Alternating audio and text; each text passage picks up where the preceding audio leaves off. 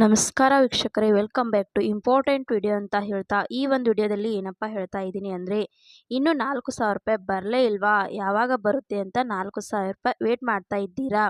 ಒಂದು ಗೃಹಲಕ್ಷ್ಮಿ ಯೋಜನೆಯ ಹಣ ಯಾವ್ಯಾವ ಜಿಲ್ಲೆಗೆ ಹಣ ಹಾಕಿದ್ದಾರೆ ಅಂತ ತಿಳ್ಕೊಳ್ಬೇಕಾ? ಲೇಟೆಸ್ಟ್ ಆಗಿ ಏನೇನು ಅಪ್ಡೇಟ್ಸ್ ಇದೆ ಈ ಗೃಹಲಕ್ಷ್ಮಿ ಯೋಜನೆ ಬಗ್ಗೆ, ಅದರ ಬಗ್ಗೆ ನಿಮಗೆ ಈ ಒಂದು ವಿಡಿಯೋದಲ್ಲಿ ತಿಳಿಸಿಕೊಡುತ್ತೇನೆ. ವಿಡಿಯೋನ ಎಲ್ಲಿ ಕೂಡ ಸ್ಕಿಪ್ ಮಾಡದೆ ಕೊನೆವರೆಗೂ ನೋಡಿ. ಹಾಗೆ ನಮ್ಮ ಚಾನೆಲ್ನ ಇನ್ನೂ ಯಾರು ಸಬ್ಸ್ಕ್ರೈಬ್ ಮಾಡಿಕೊಂಡಿಲ್ಲ, ಸಬ್ಸ್ಕ್ರೈಬ್ ಮಾಡಿಕೊಂಡು ವಿಡಿಯೋಗೆ ಲೈಕ್ ಕೊಟ್ಬಿಟ್ಟಿನೇ ವಿಡಿಯೋ ನೋಡೋಕ್ಕೆ ಸ್ಟಾರ್ಟ್ ಮಾಡಿ. ಹೌದು ವೀಕ್ಷಕರೇ, ಇಲ್ಲಿ ನೋಡಿ, ಗೃಹಲಕ್ಷ್ಮಿ ಯೋಜನೆ ಹಣ ನಿಮಗೆ 4,000 ರೂಪಾಯಿ ಹಾಕಿ ಕೊಡುತ್ತೀವಿ ಅಂತ ಸರ್ಕಾರದವರು ಹೇಳಿದ್ರು. ಆದರೆ ಪ್ರತಿದಿನಾನೂ ಕೂಡ ಈಗ ಮೊಬೈಲ್ ಚೆಕ್ ಮಾಡುವುದೇ ಆಗಿರುತ್ತೆ. ಆದರೆ ಯಾರಿಗೂ ಕೂಡ ಕರೆಕ್ಟಾಗಿ 4,000 ರೂಪಾಯಿ ಬಂದಿರುವುದಿಲ್ಲ. ಮತ್ತು ವಿಡಿಯೋನು ಕೂಡ ನೋಡ್ತಾ ಇರುತ್ತೀರಾ, ಯೂಟ್ಯೂಬಲ್ಲಿ ಆಗಿರ್ಬೋದು, ಫೇಸ್ಬುಕ್ಕಲ್ಲಿ ಆಗಿರ್ಬೋದು, ಎಲ್ಲ ಕಡೆಯೂ ಕೂಡ ಇನ್ಫಾರ್ಮೇಷನ್ ತೆಗೆದುಕೊಳ್ತಾ ಇರುತ್ತೀರಾ. ಅಲ್ಲಿ ನೀವು ಎಲ್ಲರ ಕಡೆಯೂ ನೋಡ್ಬೋದು ಏನೆಂದರೆ, ಗೃಹಲಕ್ಷ್ಮಿ ಯೋಜನೆಯದು 12ನೇ ಕಂತಿನ ಹಣ ಮತ್ತು 13ನೇ ಕಂತಿನ ಹಣ ಬಿಡುಗಡೆ ಆಗಿದೆ.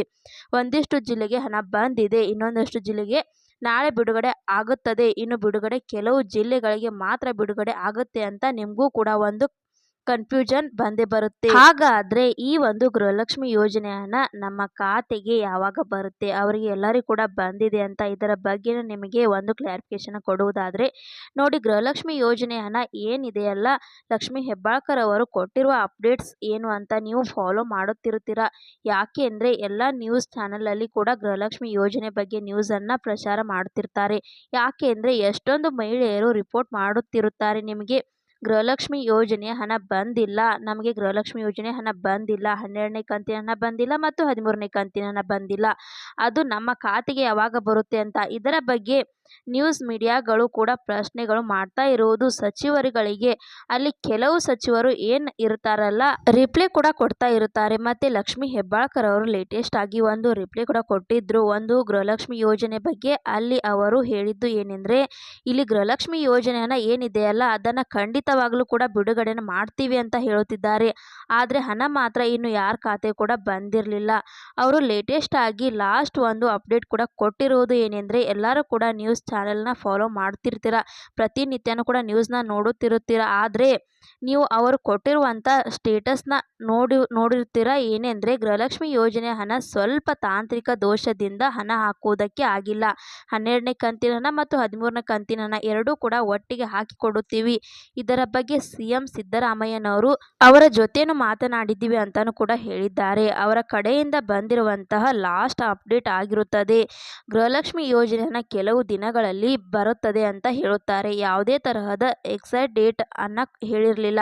ಮತ್ತು ಇನ್ನು ಎಲ್ಲ ಕಡೆ ನೋಡುವುದಾದರೆ ಅಂದರೆ, ಗೃಹಲಕ್ಷ್ಮಿ ಯೋಜನೆ ಹಣ ಇವತ್ತು ಈ ಒಂದು ಜಿಲ್ಲೆಗೆ ಬಿಡುಗಡೆ ಆಗುತ್ತದೆ, ನಾಳೆ ಯಾವುದು ಒಂದು ಜಿಲ್ಲೆಗೆ ಬಿಡುಗಡೆ ಆಗುತ್ತದೆ.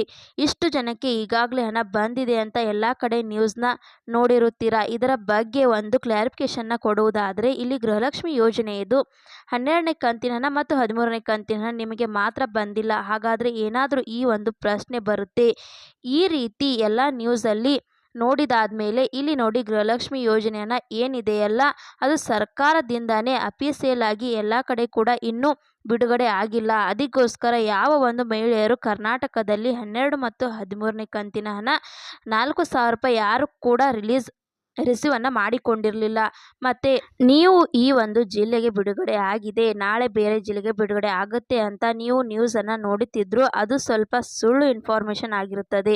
ಯಾಕೆ ಅಂದರೆ ಸದ್ಯಕ್ಕೆ ಇನ್ನು ಗೃಹಲಕ್ಷ್ಮಿ ಯೋಜನೆ ಹಣ ಏನು ಬರಬೇಕಾಗಿತ್ತಲ್ಲ, 12 ಮತ್ತು 13ನೇ ಕಂತಿನ ಹಣ ಇನ್ನೂ ಹೋಲ್ಡ್ ಮಾಡಿದ್ದಾರೆ, ಇನ್ನು ಹಣನ ರಿಲೀಸ್ ಮಾಡಿಲ್ಲ. ಏನಕ್ಕೆ ಅನ್ನೋದನ್ನು ಪರ್ಟಿಕ್ಯುಲರ್ ಆಗಿ ಕರೆಕ್ಟಾಗಿ ಹೇಳುತ್ತಿಲ್ಲ.